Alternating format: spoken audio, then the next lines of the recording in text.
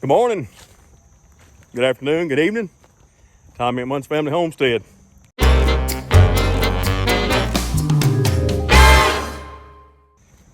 Week number 8 on the pumpkins. Week number 8. And when I say week, I mean W-E-E-K and W-E-A-K. They are not faring very well at all. The ones in the totes, not really totes, but that's the other really are. I think they just gave up the ghost because it was not a deep enough area. The ones in the pots are still doing okay. Well, no, they're not really doing okay. They all went to vine. Now,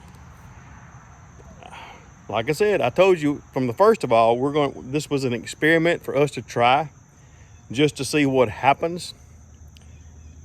I'm gonna take you back behind the shop and all and show you how those are doing. Look at these rascals here. Unbelievable. From last week, and I love to see, I don't know if you can see that or not, but on this furthest flower, if I get my big old fat finger out of the way, let's see if I can ease over there. See the bees that are still there? They're pollinating. One there. Let's see if I can get him there. There. And I don't know where the other one went. But these have really, really done much better over the past week. And the last time I measured was right here, because that's where the grass is the tallest. So they've grown over almost 2 feet in a week. I thought, wow. So evidently planting them in the ground, they do much better. Now I know there's some yellowing that is here, and that's because of the dryness that we had too, but we were also getting some much needed rain. And I think I told you in the last video, we got like 3 inches one Friday afternoon or Saturday afternoon, whatever it was. But look at the bulbs that are still to bloom. So I'm hoping, I don't see a pumpkin yet. I don't see one yet. And of course, I know we're gonna run out of time. This being the 1st of September, we're gonna run out of time. But we wanted to just see how they would do, which would do the best, where they would do the best, and try to have one pumpkin anyway. That is the story on the 8 weeks update on the pumpkins. So I want to take you back to our house and let you see, we did a little bit of experiment. I'm still experimenting on gardening and things like that. I mean, I know that, you know, we gardened all my life when I was a kid, but the things change. I mean, atmosphere change and things like that. Sometimes we have a hot summer, or a warm winter. Sometimes we have a cooler summer and a really frigid winter. You can look back over the weather reports over the past 100 and so years, however long they've been keeping data. And it's a cycle. It does this and this, this and this, this and this. So I think we're in an El Nino year. I think that's right. So we're waiting to see a little more updates about what the forecast is going to be for the winter, how things are going to fare for the winter, and things like that. We'll get back home from Cameron's house. Do you see what's sitting up there on the fence for the pool? 2 ducks. I told y'all a couple of videos back that it is not going to be a good thing if those ducks wind up in my wife's swimming pool. Now they are looking really, really hard. All right, I told you we started a few plants by seed. The broccoli's not looking good at all. Right there. I don't know what happened to that. unless it got too warm and too dry. That's a very big possibility. Now, these are tomato tomatoes. These are celebrities that we planted from seed. And those are tomatoes there. Yep, all of those are still tomatoes. So what we're gonna do is, we're going to try and have enough tomatoes through the fall and through the winter. I mean, this is 1st of September. So we've got to get our greenhouse ready. I just ordered the plastic yesterday, 6 mil. So that blowing away problem won't happen anymore, I don't think, unless we get a, what they call a show enough storm down here in the south. So let's go down to the garden right quick. Like I was saying a few minutes ago, I've got our 6 mil greenhouse plastic ordered. It's supposed to be here, I think it said the 15th of September. And that way I won't have to, again, hopefully and prayerfully worry about that being blown off again. So, limbs falling out of the trees for some reason or another.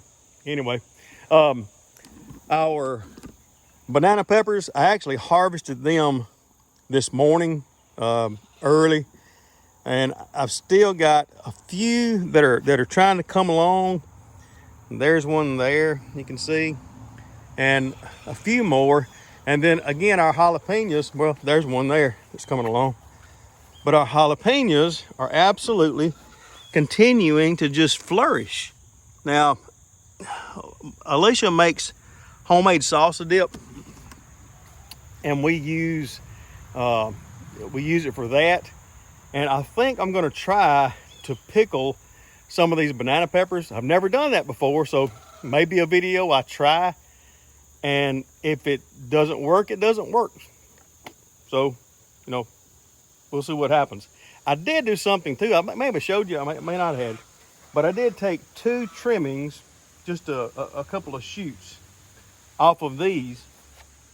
I took one off of the banana pepper and one off of the jalapeno pepper, just to see if I can get them to sprout roots in water. Now, I did see this on somebody's video. I don't remember who it was, but I'm gonna try it.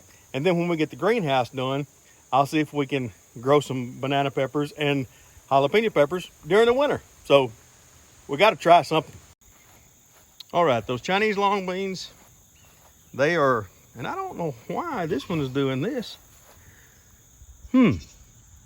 Y'all, years ago, I say years ago, 3 years ago, yeah, there's my Chinese long bean. I don't know why that's already started a bean way down here. This is a turnip green.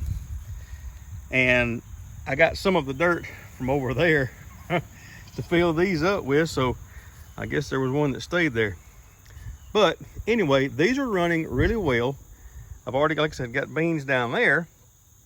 The other side, I've got runners but no beans yet. Planted the same day. So, and there's one problem right there. Fire ants. Man, they have been notorious this year. Well, anyway, we planted some more squash and some more zucchini. And see, I told you, there's another green right there. Doesn't have a turnip on it, so anyway. But we got those 2 are squash. Sorry, those 2 are squash. Those 3 are zucchini. That one's a zucchini. And we tried to do sunflowers, but I don't think they're going to do any good. I just don't think so. I've got bugs that are eating them, and I don't know what they are because I don't see them anywhere. I don't know. Well, there's one right there, whatever that is. So we need to take care of them. Okra's still blooming. I am really tickled to death. This is Silver Queen okra is what this is. A long-time favorite of mine, my dad's, our family anyway. So we're still getting okra. There's one I should have got 2 days ago. We may just hold that one back for seed, what we may do with it. And our jalapenos are still just producing, I mean, really, really well. Now, last night we had a storm come through. I told you about that earlier. and it blew our tomatoes. I hadn't got out here and got them back up yet. So I've got to get these put back up, and I'll probably I don't know if I'll cage them or not, but I've got these staked, and that one I've got to stake for sure. Now our tomatoes are doing, the ones we planted at the first of the year are re-upping, if you will, and they're doing really, really well. Hey, look at there. Yes, I just did. And again, guess who's not home? She's not. So anytime she's not home and I see a tomato, oh man, don't you tell her. Don't you tell her. But anyway, our tomatoes are doing good.